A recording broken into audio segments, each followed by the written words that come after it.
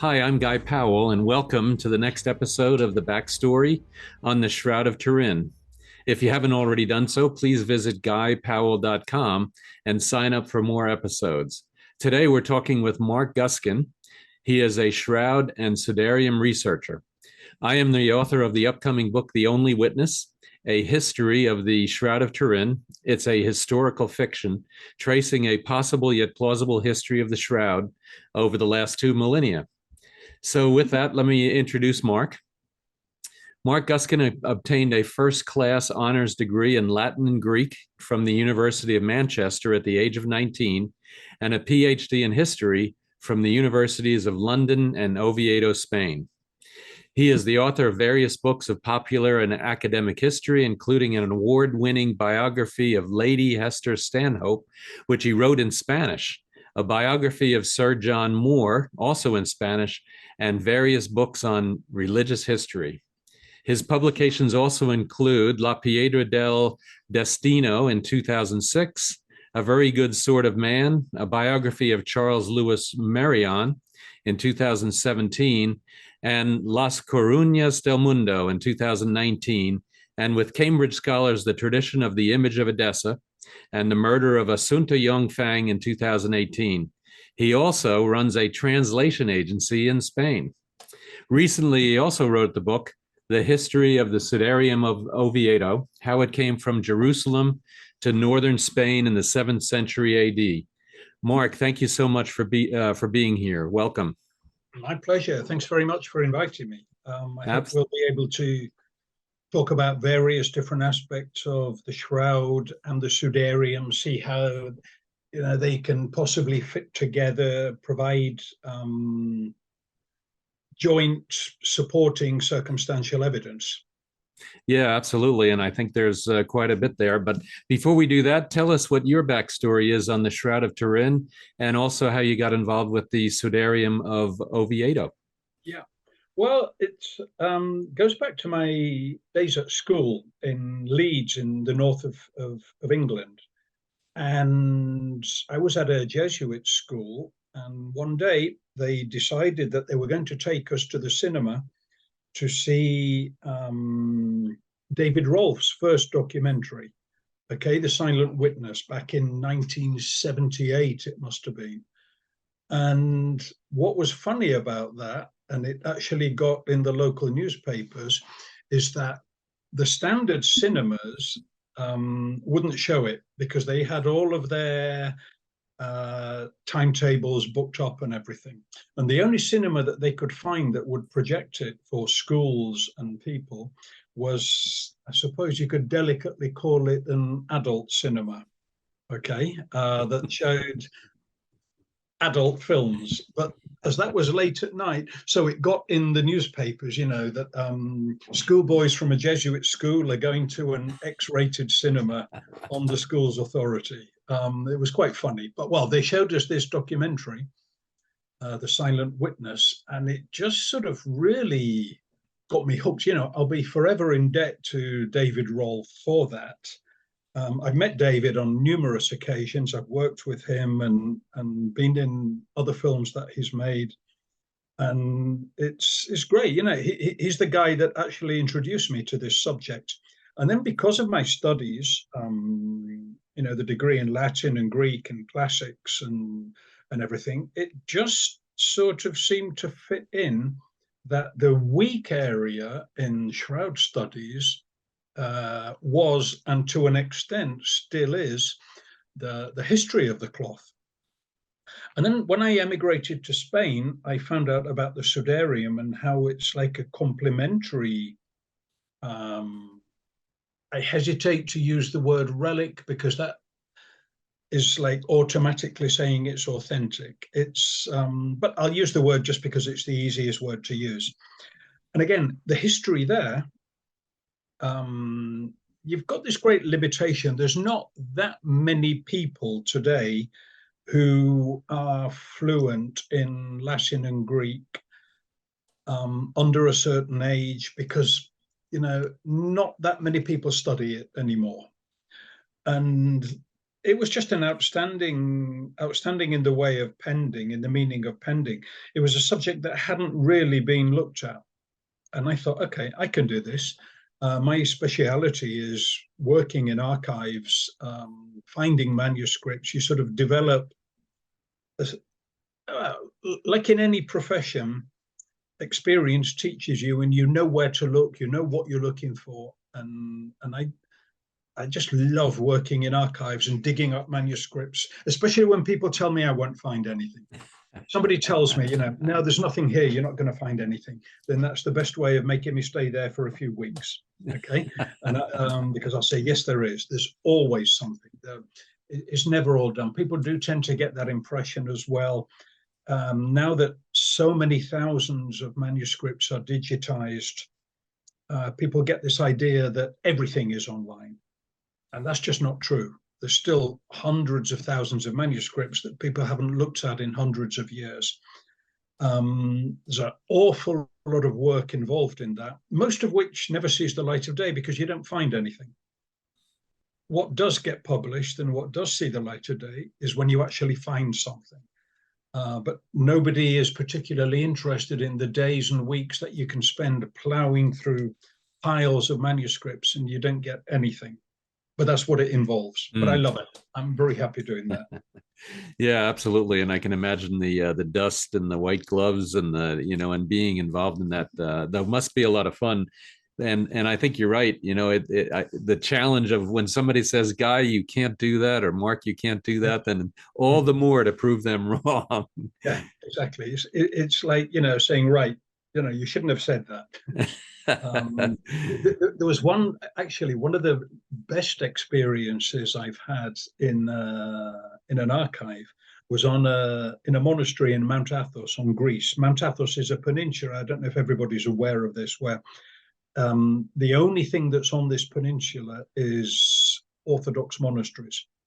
Okay, mainly Greek, but also Serbian, Russian, Romanian, from the different Orthodox countries.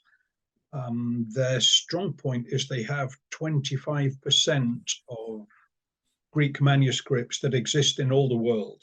They hold them. Some of them are more recent, so it's 25% in number, not particularly in importance. It's a very difficult place to get to. No women are allowed, and that is held by European Union law, strangely enough. There was some loophole where they managed to do that. No women can go. You need a special permit to go. You can't just go as a tourist or something. Well, and anyway, I was working there once in one of the libraries, and in this particular monastery, they didn't have electricity. So I was literally working in the library with an oil lamp. And it was just fantastic. It was, back to medieval times. Other monasteries there have solar panels. Each monastery chooses what it wants to do, and that's when I was doing research on the image of Edessa. And there are lots of manuscripts there that I needed to see, and I managed to see them all. Fantastic. It's funny because I'm writing as well a book on the Sudarium, and one of the things I have is a story on how the actual scripts or the Bible or whatever it happens to be get copied. And at that time, there was no electric light. And if you had a dark day or whatever, if you're trying to work inside a building in the middle of winter and you can't have the windows open because it's just too cold, you've got an oil lamp or a bunch of candles, and I could definitely see where the scribes are sitting there, freezing, and also, working against dim light, trying to copy a manuscript across. So I absolutely imagine what you were doing there. Yeah. And what we actually did then, what the monks let me do in the end, was, because I was there in the summer, they let me take the manuscripts out into the courtyard and take photographs. But that's one of the things that a lot of people don't understand. Now that you're talking about Bible manuscripts, they're copied by humans, and it's very difficult. Copying is a very tiring business. if you have to literally just be looking at one text, copying it into another, after a few hours, well, or even after a couple of hours, your mind starts wandering. And that's just human. And people make mistakes. And also in the ancient world, when there was no such thing as copyright, copyists would quite happily add to manuscripts. They would quite happily delete passages that they didn't necessarily agree with. And that's part of the fun. I mean, I call it fun because for me it's great fun of trying to establish what the original text was. Yeah, absolutely. And sorry, we're getting a little bit off, but I do a lot of work with the Museum of the Bible, and they have a copy of what's called the Wicked Bible. And not only do you have the problem of the copyist, but you also have the scribe or the apprentice, the printer's apprentice, making mistakes on purpose just to see if they get caught. And so the Wicked Bible is one where you have all the commandments, and the one commandment, of course, thou shalt not commit adultery. This particular apprentice left off the word not, and so thou shalt commit adultery. To see if he gets caught. Exactly. And you know what's funny about that is that continues into the modern day and age. I have a great many different versions of both the full Bible and the New Testament to compare translations. And my copy of I sometimes take this with me to show people, my copy of the Good News Bible, if you are reading the Old Testament, in the middle of the book of Deuteronomy, it's suddenly, and this is a printed book, must be maybe 30 years old, it's late 20th century. And in the middle of the book of Deuteronomy, it suddenly jumps to the Gospel of Matthew. Okay, it's a printing mistake rather than a copyist's mistake. And you've got 20 or 30 pages of the Gospel of Matthew, and then it takes you back to the Old Testament. So my point with that is that even if you believe that the Bible is the divine word of God, there are still mistakes in it, and those mistakes can be made by printers today, not by copyists, but by printers today. And I've got a physical example of that. Yeah, absolutely. And that happens all the time with anything that gets printed, but certainly whether you have coins, there's mistakes on coins and things. But I find that just fascinating. And we're all human in the end. And I have to do one thing, and that is to use palimpsest in a sentence. And so it's a great word. It's a great word. And if people don't know what it is, they sort of look at you and think, what's that? It's a really good word. It is awesome. So as I've been studying, the Shroud of Turin, and then of course the Sudarium and stuff like that, and I actually just recently a palimpsest was found. Where there was a Bible, the Bible was written on it, but underneath that was the erased words from. It was on the star constellations, one of the oldest manuscripts on the. I think it was Hierapolis, and then that had been erased. And with ultraviolet and infrared light, you can actually read what's been erased. Yeah. So anyway, we're getting way off. But it's equal. Well, this is like it's like computer experts. If we think we've deleted a file from our laptop or desktop or whatever, an expert somewhere is going to be able to get in there and find it, and it's not quite deleted as we thought it was. Yeah, absolutely. And then it's a palimpsest. Yeah, exactly. So those palimpsests, it's a digital palimpsest then, I guess. Exactly. Yeah, that's what it is. Absolutely. Well, let's move on a little bit. So tell us about the Sudarium of Oviedo and how it fits in with the Shroud of Turin. Well, the Sudarium, can I share here? Can I just share an image of it? Absolutely. Right.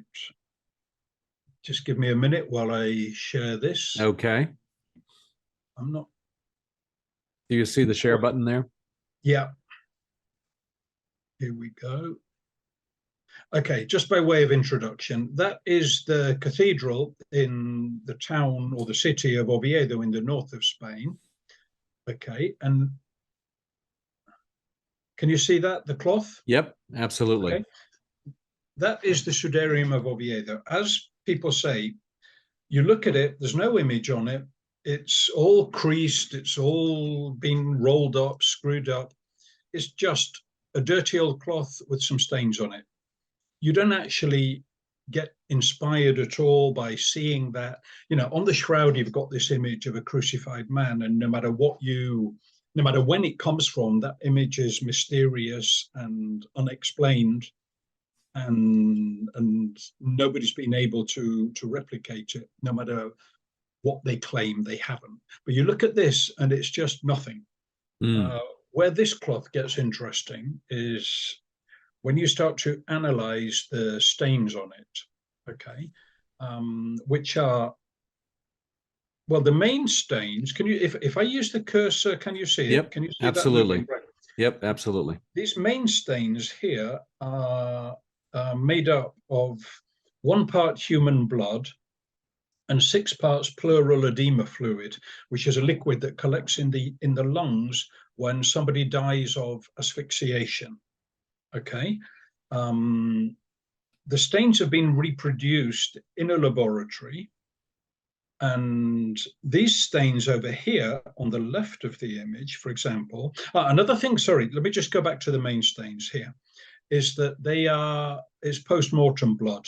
Don't ask me how, because I'm not a doctor, I'm a historian, but a forensic doctor, they can tell if they have a blood sample, if it's post-mortem blood or blood shed while the body was still alive.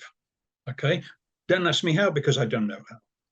Okay, this blood here is post-mortem blood. In other words, it's blood that came out through the nose and mouth of a bearded man, whereas this blood here, these blood stains here, are lifeblood that was shed in life. So forensic doctors in Spain went into the laboratory to try and recreate exactly how these blood stains were made. You can also see that there's very clear outlines of stains, one on top of the other, which means that the lower stain must have dried before the next stain was made. Okay, so there's a time difference here that we're playing with. And what they did was with a model head and exactly the same fluid, I'm not going to go into all the details for the simple reason that I'll be talking here until tomorrow if I did. Well, that's, that was part of the experiment on somebody with the original, with not the original fluid, but the same fluid. This is the one I'm looking for. And they reproduced this with a model head, okay, to get the stains coming out of the nose and mouth. And the conclusions, summarizing, were that these stains were made by a dead male body, male because there was a beard, okay, who also had long hair, and who died and was in an upright position with both arms outstretched. Again, I'm just repeating here what the forensic doctors have said. You can ask me anything you want about manuscripts, history, Latin, Greek, and I'll be able to answer it. What I'm doing here is just repeating what the experts have said, because it's something that I really, again, get annoyed about when people start inventing opinions outside their field of knowledge. My field of knowledge is not forensic medicine, but I can understand and repeat what forensic doctors have said, okay? And the conclusions are that these stains were made by a body that died in an upright position with both arms outstretched and the head leaning to the right and forward. Okay. It was then the next group of stains, the ones that would correspond to the forehead, were made with the body lying on the ground, face down, and with the feet slightly higher than the head. In other words, there was a slope on the ground. Okay, where the body was laying on the ground with the arms still outstretched, but it had this cloth round the head. Okay, at some point then, after another 45 minutes or 1 hour, the body was picked up. The arms were forcibly moved to the side because there was rigor mortis, obviously, and the body was carried for 5 to 10 minutes face down with somebody holding this cloth against the face. And you can actually see under the microscope the outlines of the fingers that were holding this cloth to the nose and the mouth. The cloth was then taken off the body, off the head, and just, well, we say left to one side because that's what it says. You know, if you read the fourth gospel attributed to John, that's what it says. You know, when the two disciples went running to the tomb on Easter morning, they saw somewhere at this point, I think I have this written down. Yeah. Okay. Oh no, it's in Spanish. Sorry, you used that for Spain. Okay, well, Simon Peter came to the tomb as well, went inside the tomb, and he saw the linen cloths and the Sudarium, which had been over his being Jesus' head, not with the linen cloths, but folded up and left to one side. Now that coincides exactly with the use of the Sudarium. Okay, so you've got that coincidence. It's the same blood group, okay, as the blood on the Shroud of Turin. But as always happens, somebody is going to argue, and skeptics have argued, that any ancient blood sample degenerates into AB, into the AB blood group. Right.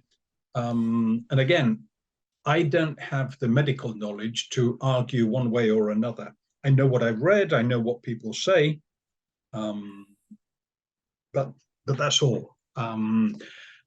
If you get to these stains again, the ones that were shed in life, now because of the way this cloth was wrapped around the head, these stains would correspond to the back of the head, more like, say, the nape of the neck, blood that's in the hair, okay?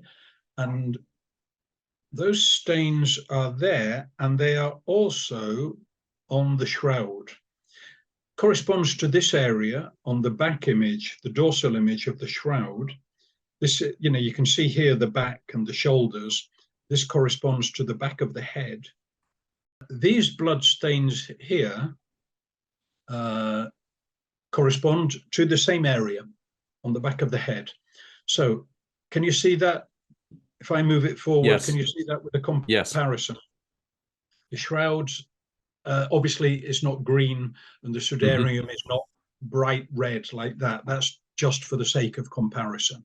Okay? The blood stains are dried blood color on both, okay, but for the sake of comparison. Now, if you do an overlay, again, you've got, by turning the Sudarium slightly round, you've got this stain here in the middle, whose outline, to my mind, coincides. Now, you've got, you know, as a Shroud student, you've obviously heard the name Alan Adler, who left us some years ago. He was a hematologist at, I wish University was here, hematologist in the States. I don't remember right now. But his professional opinion was that there's no way you could deny that these two cloths covered the same body. But at the same time, the skeptic will come and say, well, you know, yes, they might be similar, but it's not good enough to prove anything. And that's, in a way, is the eternal argument with both cloths. You know, a skeptic will, they do tend to be a bit contradictory because they're very, very strict, a Shroud skeptic, about what you can prove if you're trying to argue for authenticity. But anything they say against authenticity, they will say you have to take that like that because that's what it is. Even though if you get 20 skeptics, they've all got different theories and none of them are compatible. So, well, yeah, and you I can think do that with just about everything especially in ancient history. You can doubt yep, everything. You will not absolutely. have the kind of proof that we demand today of being able to repeat an experiment in a laboratory. That just doesn't exist from anything in the ancient world. Absolutely Yeah, nothing. and I think that's where, in the U.S. and courts, and I would imagine it's also in Europe as well. It's kind of the preponderance of the evidence, because you have it may be that somebody might say, well, there's a 90% chance that this overlaps, but then there's a 90% chance that the pollen on the two are the same. There's a 90% chance. And when you add all of that up and you take that as the preponderance of the evidence, then you can, at least, a reasonable man then would be able to say that, yes, they are overlapping, and yes, they were in contact with the same body at some point, at some point. And this, to my mind, again, it's going to be a lot of people don't agree with me on this, is where a lot of shroud studies go wrong. They start from the basis that the shroud and or the Sudarium are something along the lines of God's message to us today in the 21st century. And if you believe it's genuine, you have to believe the whole Christian faith in all its details. And I don't buy that. Again, I'm not saying it's wrong to believe that, but I don't think that the shroud shows us that. Okay. Again, it's certainly points in that direction. But from there to saying, okay, you have to go to mass or you have to go to church, whatever denomination. It just, that to my mind is where a lot of shroud studies fall down, and why in the end most of the debate tends to be between, well, you believe it because you're a Christian and you don't believe it because you're an atheist. And it shouldn't really be like that, because there is a great amount of science and history that has been shown, and I think that can take us to a certain point. And from that point on, it depends on your personal faith. And you've got this great situation that I love quoting. And anytime anybody talks to me about the shroud, I'm going to always quote this situation because I find it so wonderful. So if you've heard it before, sorry, but you're going to hear it again, which is in the early 20th century, when you have the Jesuit priest Herbert Thurston writing in the Catholic Encyclopedia, debunking the shroud, saying it's, that's something for superstitious people. This is not the modern Catholic faith. We don't think it's true. We don't think it's genuine. It's a fake.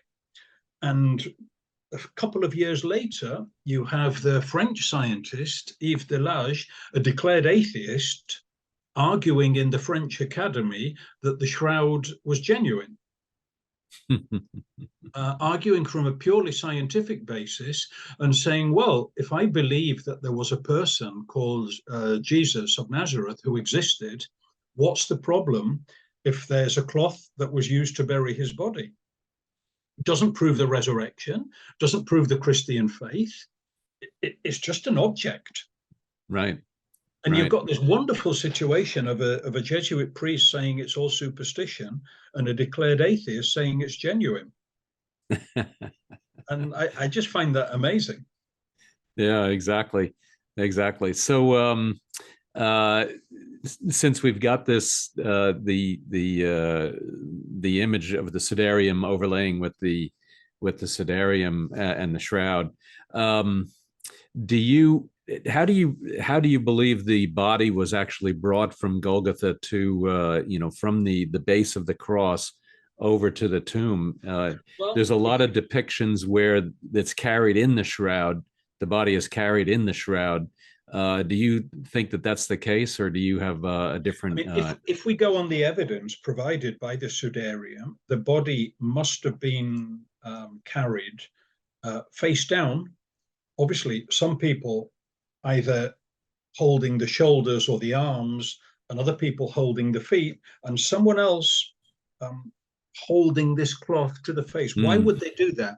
For the simple reason that in Jewish belief, I mean, you still see it, not so much today because we haven't had a terrorist attack in Jerusalem for a long time, but they believe that the soul is in the blood. You have to bury the blood with the body. So when somebody's been killed by a bomb, they'll go and they'll sort of try and scrape up the bits of blood, and it's a bit gruesome, and the little bits of skin and flesh that get blown all over the place, to bury them with the body so that it's a complete burial. And if there's blood coming out of the nose and mouth, somebody was going to try and absorb it into the cloth rather than just let it fall on the ground. Artistic depictions can be very good as art. They can be a great stimulant to people's faith, but they're not generally historically accurate. I mean, if you just look at most medieval works of art related to any scene in the life of Jesus, you know, people are wearing medieval clothes. There's medieval churches, buildings. It's art. It's not meant to be 100% realistic. You know, Jesus was probably crucified naked, but obviously you're not going to paint that, because to 20th and 21st century mentality, it's just not considered decent or attractive. So they'll cover him, they'll put a loincloth on. Whereas the Roman idea was complete humiliation. Okay.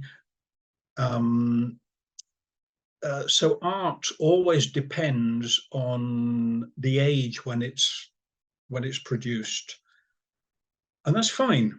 Art never tried to deceive people. You know, no artist was trying to say this is exactly how it was.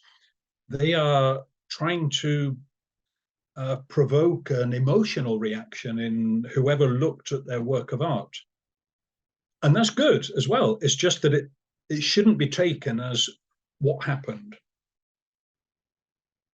So I would say that yes, the body was carried like that to the tomb, and then placed in the full-length shroud once it was in the tomb, and this face cloth had been taken off the head. And as it says in the fourth gospel, left to one side. Yeah, yeah. Well, and to your point as well, you know, even the Da Vinci depiction of the Last Supper, you have a table, and it could be true with a nice tablecloth and everything like that. Yeah, but that's not how people would have eaten. Right. It would have been probably a triclinium, and they would have surrounded this three-sided table. And so you're so right about the kind of taking what is known and then trying to adjust, maybe not adjust it, but try to evoke an emotion based on the contemporary norms of the time. Yeah, and what people would understand. I mean, okay, not in that particular painting, but you look at miniatures in manuscripts, and so many times the people are wearing medieval clothes, not what people would have been wearing in first century Palestine. Right, right. So again, that's not that. There's nothing wrong with that. You know, the artist isn't trying to fool anybody. It's just artistic convention. That's all. It's like, I mean, you probably get that. It's like when you write a novel. If you write a novel based on, okay, what's an example that everybody knows? Ben-Hur. Everybody's either read the book or seen the movie.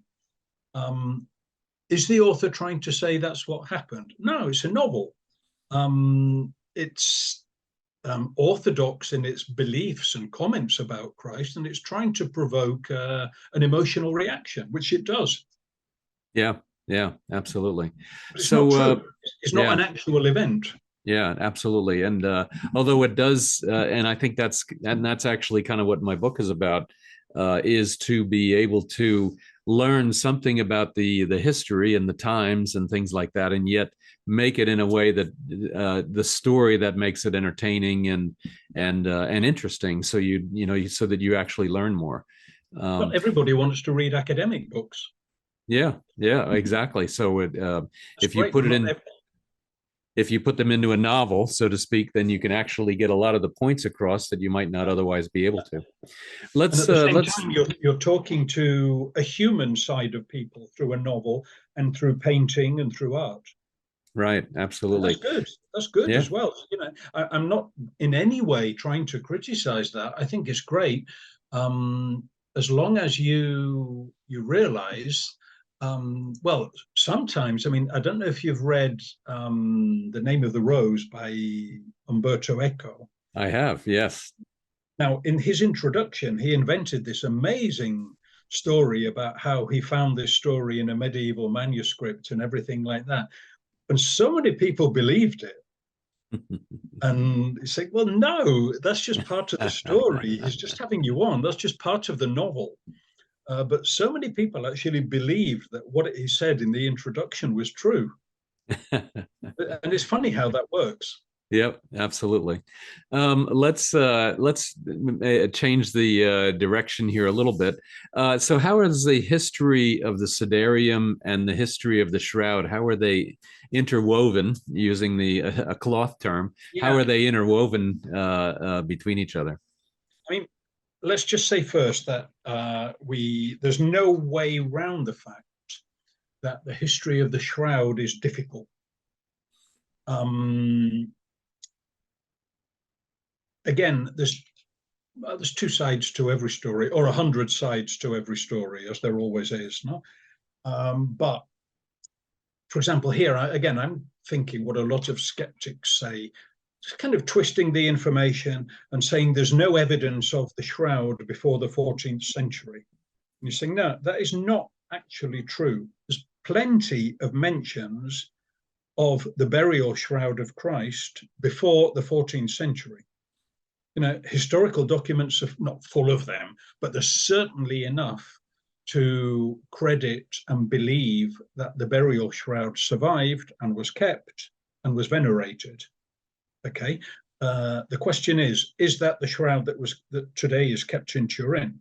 Okay, but you know, again, it's that fine line of saying, oh well, this shroud appeared in Europe in the 14th century, and before that, there's no evidence for it. That's not true. You know, there's documents mentioning the preservation and keeping of the burial shroud of Christ dating back to the 2nd century. Okay, but having said that, you know, we cannot automatically assume that that's the shroud in Turin. There's a good likelihood of it, but I can understand the arguments against that. There's the theory of the image of Edessa, very attractive, again, but it has its weak points. It's like so many things in ancient medieval history. You know, you can argue that the majority of sources say that the image of Edessa is just an image of the face, and that's absolutely true. The majority of sources do say that. But at the same time, there are some that say it was a full body image with bloodstains on it. Okay. So the argument is not about the majority. Is the majority always right? No. Why would, if the majority of texts and people think that the image of Edessa is just a facial image, why would somebody go and say, well, actually, it was a full body image with bloodstains on it? You can argue from both sides. You know, people will then get really worked up and say, well, you've got these texts saying it was a full body image. There must be some reason why somebody at some point in history thought that the image of Edessa was a full body image. And just because for each one of those texts, there's 100 that say it was only a facial image, doesn't mean that it's necessarily wrong. But it's just another example of how you can argue from both sides. Now, the good thing here about the Sudarium, which is what I've tried to show in that book of all the different Latin texts, is that the Sudarium is very easy for a historian if you know where to look. There's a rule in all history that people apply to. I mean, if you've read John Mayer's books on a marginal Jew, the history of Jesus of Nazareth, he often talks about multiple attestation, which is basically if two witnesses, either people or in our case manuscripts, that are not related to each other, say the same thing, well, the likelihood is that that thing, that event, that saying actually happened. Okay, an example of that could be if Guy Powell broadcasts a video saying that he's seen a group of people, 250 of them, all dressed up as Abraham Lincoln, and they just walked past his house. Well, people might think, well, Guy, maybe you had a glass of wine too many at lunch. That sounds a bit weird to me. But then somebody else who doesn't know Guy Powell, has never met you in his life, says the same thing. On this day, I saw a group of people in this street all dressed as Abraham Lincoln. And if you haven't colluded with that person, well, the likelihood is it's almost impossible for two people who are not working together to invent the same story. So it's likely to be true. Okay. Now that happens with when you try to establish the history of the Sudarium, we can get it back to the 5th century in or near Jerusalem, with various different manuscripts from various different parts of the world, and that are not copies of each other. And some of the details are slightly different, but the essential elements are the same. Now, if I share again, can you see that, the manuscript there? Yes, I can. Right, okay. Now, this is a slide, that's a detail of that I love to use. Well, it's a while since I've been to a Shroud Congress, but when scientists would put up all these complicated equations, and I think, well, I would put this slide up and say, right, can you read that? And they would say, well, not no. without difficulty. Right, well, yeah, right. That's my vengeance. That's my revenge on you. Okay. This is one of the manuscripts that explains the history of the Sudarium. Okay, if we move down, we have, that's the 3rd page and the 4th page. Now here, okay, I know this is maybe asking a bit much, but here we've got Sudario, and that's the abbreviation of Domini, of the Lord, the Sudarium of the Lord. That's in the list of relics that were moved to Oviedo in the north, okay? Another of the manuscripts, okay? Here we have a detail of it. It's a bit clearer here, the medieval way of writing Sudarium. Yep. Okay, you can see it there. There are manuscripts that are kept nowadays in Madrid. Okay, this is one of them with the different pages. This one is in a place in northeast France called Valenciennes. It's probably the oldest manuscript telling the story. Okay, again, we can see Sudario Domini, the Sudarium of the Lord. And here we've got the route that it took from the city of Jerusalem, Jerusalem. Okay, it was taken to Africa, from Africa to Carthage. Carthage, not the Carthage in North Africa, but New Carthage in Spain. Carthage to Toledo, which was the capital of the Visigothic kingdom in Spain, and from Toledo to Asturias, to the Church of the Holy Saviour in the town called Oviedo. Okay, so we have all of these different manuscripts, like I say, different times, different places. This one is kept in Brussels. Okay, And they all agree on this history that the Sudarium was kept in Jerusalem until the early 7th century, the year 614, when the Persians invaded Jerusalem and the Christians fled with everything they had, relics, clothes, books, whatever. Okay. And they found their way to Spain. The Sudarium was in Spain, came into Spain before 621 because of the name of the king under who it was taken to Spain. Okay, and it was taken when the Moors invaded Spain in 711. Again, the Christians fled northwards to Asturias. Asturias is the region in Spain where the city of Oviedo is. Okay, and they took it there, and it's been there ever since. Now, that is the kind of history that it's very difficult to argue against. You've got multiple sources all telling you the same thing. And even if you admit that, you know, you're not having to admit that the Catholic Church is right about everything. It's just saying that these people with their relics, with their cloths, took the cloth from Jerusalem, across the north of Africa, into Spain, and they took it up there. You know, I don't see what the problem is with admitting that.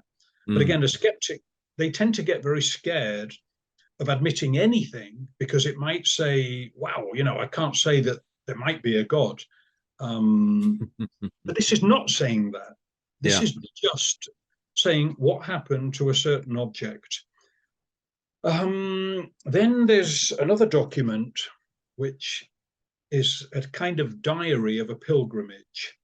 Okay, pilgrims throughout the ages have kept diaries and noted down the places that they saw, what they saw there, why they went there. Pilgrims to the Holy Land, you know, we went to Bethlehem, we saw where Christ was born, even though he wasn't born in Bethlehem, but well, that's another story. You know, we went to Golgotha, we walked up the way that he went with the cross. And there's one, it's an anonymous account, even though it's attributed to certain Saint Anthony, but it's actually anonymous, saying that in a monastery by the River Jordan was where they kept the Sudarium. Okay, and that's dated to around the year 570. Okay, so we can date the Sudarium back to, without any doubt, back to the late 6th century. Okay, now, if the two cloths covered the same body, we know that, for example, the Shroud of Turin has never been in Spain. Okay, the only place they could have coincided was in, let's say, Palestine. Let's not limit it to Jerusalem. Sometime before the 6th century. That's as far as history will take us, without getting into speculation. Right. It fits in. Okay. That's the conclusions, that if the two cloths are related to each other, then, you know, historically we can say that the only place and time they could have coincided was Jerusalem, or the area around Jerusalem, sometime before the 6th century. Yeah. Which is not bad, as ancient history goes. You know, it's quite good to be able to say that. Yeah, well, and plus you made a point before, I think, when you were talking about multiple sources, even of the image of Edessa, where, you know, some say you just saw the face, some say it was the full body, some there was blood on it. Those differences actually, to me, almost lend more credence to the whole story. Yeah. Because they're not telling exactly the same. So if I had seen the 250 Abraham Lincolns walking by and somebody used exactly the same words, then there would be potentially proof of collusion. But if they're slightly different, then the somebody else might have said somebody else might have said 300, because it's very unlikely that you would stop and count them. Yep, and to you it looked like 250, and to somebody else it looked like 300. But the essential truth that happened becomes undeniable. Yeah, yeah, exactly. And I think the other thing, and I think, and that variation also depends on kind of what the message is of what the writer is trying to get across. Is so they're going to write something and say, well, yes, without writing it, I knew there was a whole body there, but I wanted to talk about the image because it was the face of God. And somebody else might want to say, well, I wanted to prove that it wasn't just a face. I wanted to show that there was actually something else there. So I'm going to talk about the body. So you have then in all these manuscripts and everything that you are able to find on the image of Edessa or the Sudarium or the Shroud, is you have different things that the writer is trying to get across. And in worst case, some of them was a fraudulent. Some of those are trying to get some kind of a fraud across. And unfortunately, the job of the historian is to somehow make heads or tails of all that. Yeah, but even if they were wrong, what's absolutely undeniable about that is that at some point in history, somebody, for some reason, thought that the image of Edessa was a full body image with bloodstains on it. Mm. Why would they think that? That's when you can start speculating. Did they see it? Were they trying to prove anything? What advantage could they gain from that? None, basically. You can understand, for example, going back to the question of copyists and the New Testament. Well, any verse in the New Testament, like the one in the inserted verse about the Trinity, there are 3 witnesses in heaven and 3 witnesses on earth. Well, it's an insertion, a later insertion. It doesn't mean necessarily that it's false. I don't want to offend anybody's beliefs. You can say, well, the copyist would have something to gain. He's trying to prove a point. He's trying to prove an orthodox belief point. In that case, somebody saying that the image of Edessa is a full body image has nothing to gain, because that was never church doctrine. So, well, true. You start to think, well, yep. What's his reason for saying that? He's not going to get paid for saying it. He's not going to prove his faith anymore by saying that. But at some point in time, some people did believe that. Right. And that goes against the grain of the majority of texts. But again, the majority are not always right. Yeah, absolutely. Well, I would love to keep going. I know we've got a whole list of different things that we could talk about. And but maybe before we close, is there one last thing you'd like to get across, and then we'll kind of close out the talk? Not really. I mean, I think it's difficult to shut me up when I get going, but I think I've sort of covered everything I would like to say. I think my point of view is quite clear, that there is a certain amount of hard science and hard history involved in these studies that some people tend to exaggerate and say, oh, well, this proves the resurrection and all of that. It doesn't. You can't prove the resurrection. You can never repeat it in a laboratory. You can believe it, certainly, but you'll never prove it to a 21st century scientific mind. You cannot prove against it either. It's just one of those things that is sort of, it escapes science, let's say. Yeah, absolutely. And I think, to one other point, and I don't know, it used to be that we didn't have video of crime, and we didn't have DNA of possible perpetrators. And so 20, 30, 50 years ago, the way that you could prove something is very different than today. And similarly, where today you have you have DNA, and you have quite often video, and you can actually see the perpetrator. And as the jurist, as the person on the jury, you can see that. And but here, going back, 2,000 years, and then looking at all of the different things that are going on, you only have partial proof across each and every one of the different pieces of evidence that you have. And it's and I think it ends up being the summation of all of that that actually makes the difference as to whether you then can conclude that the shroud is authentic, the Sudarium is authentic, and or as opposed to some other conclusion that you might come across. And I think as well, a lot of people who haven't studied history in an academic way tend to think that we should be able to prove everything like we can today, like going online, finding a video, finding an image, and saying, well, it must have been like that because I'm seeing it now. Ancient history doesn't work like that. You're always weighing up possibilities for and against everything. There are people who doubt that, if you start getting to that extent, there are people who doubt that Christ existed, which is just stupid.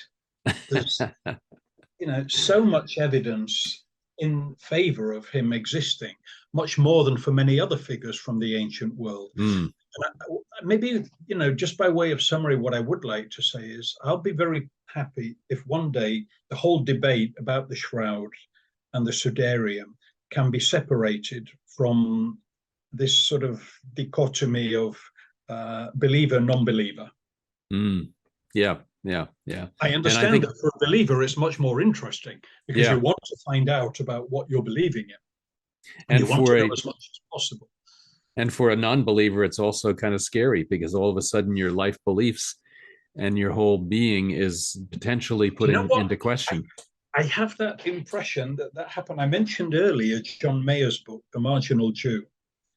And I think that when he started, he was a Catholic priest. He died actually very recently, October this year. And he published 5 volumes of this incredibly profound study on the historical Jesus. And I think he surprised himself as to how little we do actually know. Historically, I'm saying. I don't think he really thought, because he was being very serious as a historian, and I think that he surprised himself with that. Yeah, interesting. Very interesting. Well, with that surprise, thank you so much, Mark, for being on today. Really appreciate it, and I think overall, bringing the shroud and the Sudarium together provides another level of proof to the authenticity of the shroud, and certainly the volume of information on the Sudarium is also fascinating as it now starts to unfold, and the work that you've done and others have done to bring that to light. Otherwise, you can find out more information at markguscin.com. That's MarkGuscin.com, markguscin.com, and he's got all kinds of interesting stuff out there. So, Mark, thank you very much. And otherwise, please stay tuned for other videos in this series of the backstory on the Shroud of Turin. Please visit GuyPowell.com and sign up for more episodes. Thank you very much. Okay, great. Thank you very much. And I'm open to participating in anything you want on any other episode. Okay. Absolutely. Thank you. And I'll take you up on that. Okay. All right. Thank you.